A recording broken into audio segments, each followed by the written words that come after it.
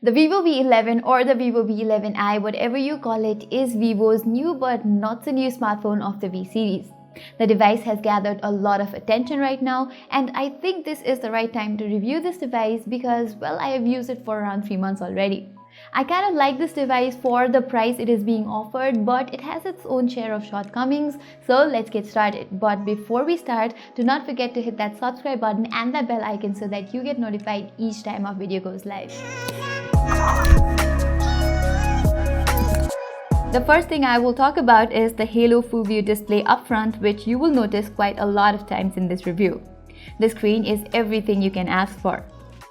The 6.3-inch IPS panel is vibrant, it is colorful, it is bright, it does justice while watching videos, and it has ample sharpness as well. The bezels are quite minimalistic, and even the notch has shrunk down to give users more screen space. I have to give the Essential phone credits for doing it before anyone else. The notch here does not come in between user experience. Vivo has added an option to let the users themselves decide on whether they want their content to fill up the whole display or not according to individual applications, which is very cool. Now, 2018 has been the year of premium mid-range smartphones. We have seen a glass body on the Nova 3i and a metal body on the Xiaomi Mi A2. However, the Vivo V11 has taken a different route here. It features a glass-like plastic bag, and this is where I have an issue. The bag is cheap, it's light, and does not have that heft to it. Also, over time, it has developed a lot of scratches. Yes, plastic bags are more secure than glass bags, but at this price range, you should at least get a metallic bag. The same goes with the buttons that are all on the right side. They feel cheap and are not tactile enough. Even though the build quality of this device is not that good, I have liked its design and the thinness, and there might be someone who might even like its lightweight. Also, it comes in a variety of unique colors, but I have liked the Nebula color variant, which is featuring in a lot of Chinese smartphones these days. And despite the thinness, there is still the beloved headphone jack on the bottom here.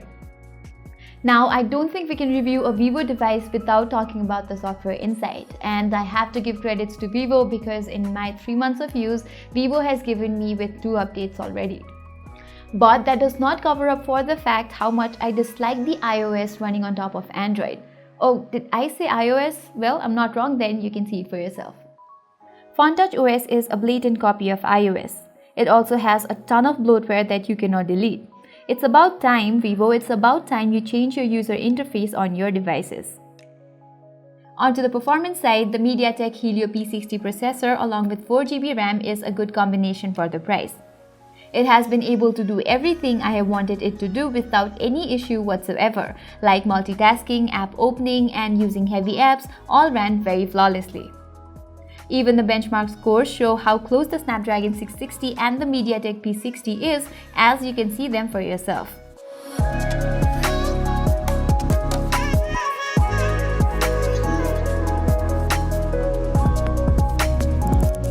However, when you game on the Vivo V11, it fails just a tad bit behind the competition like the Mi A2. I did play a lot of games on this phone, and you get a few stutters around 4 to 5 times on say 20 minutes of game time. I felt this mostly while playing PUBG on medium settings. Now, you have to note that this issue will be fixed by someone who does a lot of high-end gaming on their phone, but if you do light gaming at the end of the day, it might not be an issue after all. Now, I criticized the software before, but there are some features that I have really liked. You get gesture control and other gesture shortcuts that have made the user experience easier. The 3-finger swipe up for capturing screenshots has been very useful for me. The Vivo V11 has set a standard even for flagship smartphones, and that is on the storage front. This device provides you 128GB of storage even on a mid-range price, while considering its competitors give you 64GB at a similar price. Now, the storage chip may not be as fast as the ones on flagship phones, but it's good to see that mid-range smartphones offer higher storage variants for the users to use. There is also a support for expandable storage, so you can forget about running out of memory with the Vivo V11.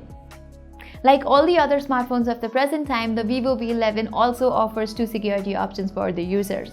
Now its elder brother has a in-display fingerprint scanner on board, but I think this technology still has a long way to go, so I am happy that the company has decided to keep a traditional fingerprint sensor on the Vivo V11.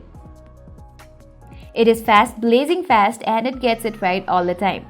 The front camera seconds as the face unlock option, which like the fingerprint sensor works 100% of the time and very fast.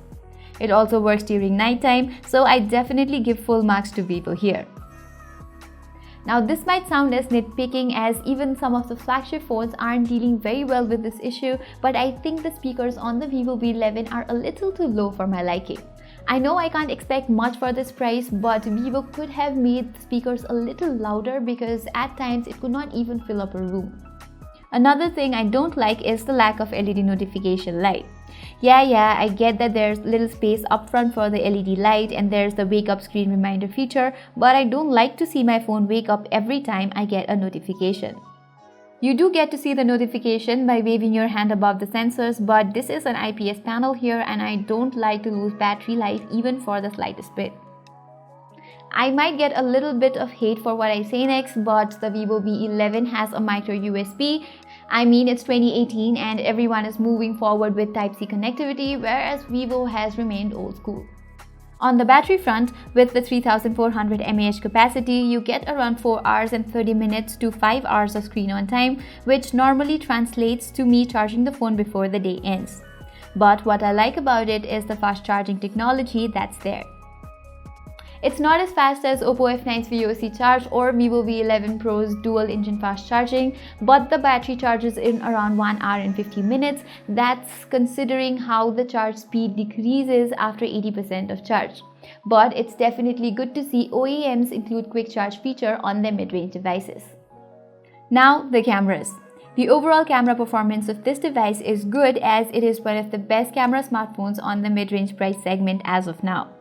The pictures from this device have a slight pinkish tint to it, but the saturation and details are top-notch. It has a good dynamic range as it preserves the highlight details and shadow details of the images quite nicely.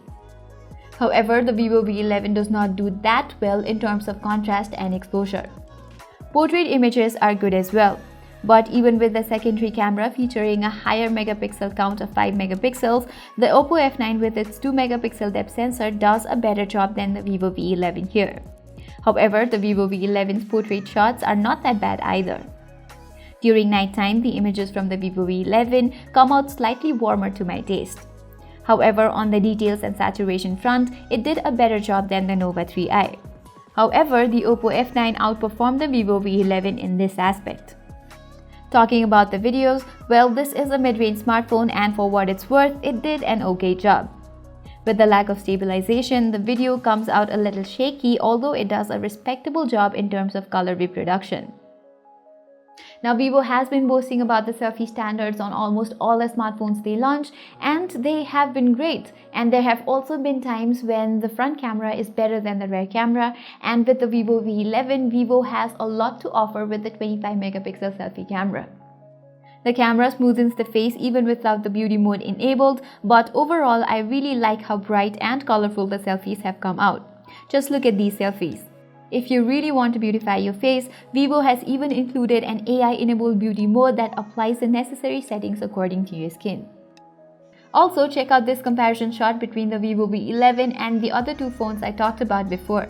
Now, I will let you, the viewers, be the judge of the selfies, but I think the Oppo and Huawei phones capture in more details than the Vivo V11. During nighttime, the selfies are great too, and that's definitely good to see. The Vivo V11 has ample lighting and details even on the pictures from nighttime. The 3i isn't that good, and even the Oppo F9 falls behind in this aspect.